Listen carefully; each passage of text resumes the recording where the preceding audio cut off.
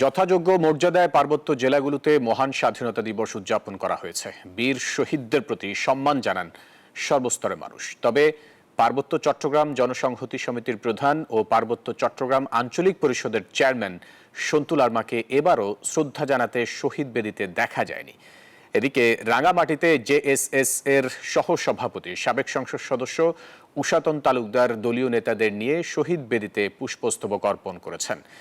খাগড়াছড়ি ও বান্দরবানেও স্বাধীনতা দিবসের কর্মসূচিতে অংশ নেননি পার্বত্য চট্টগ্রামের আঞ্চলিক রাজনৈতিক দল জনসংহতি সমিতির কোনো নেতাকর্মী।